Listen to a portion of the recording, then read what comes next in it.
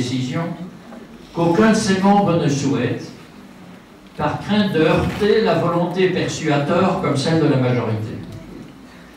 Donc, il y a des techniques maintenant. Alors, dans ces techniques, on fait souvent référence à l'oracle de Delphes, et il y a eu 4-5 méthodes: la méthode de Delphes, la méthode du groupe nominal, la méthode de Rank-Xerox et l'Université de Californie, et finalement la méthode de consensus actuellement utilisée par les pays que je vous ai cités, par la France, le Royaume-Uni, la Belgique, principalement, la Suède, qui est une méthode très élaborée. Je ne vais pas vous détailler faute de temps, mais on peut en reparler, pour essayer d'éviter tous les dangers du consensus, et en particulier aussi la dictature des spécialistes. Par exemple, on considère d'ailleurs la Haute Autorité de Santé en France, mais c'est la même chose dans les autres, et Omar du NIH aux États-Unis, les plus dangereux sont les professeurs de médecine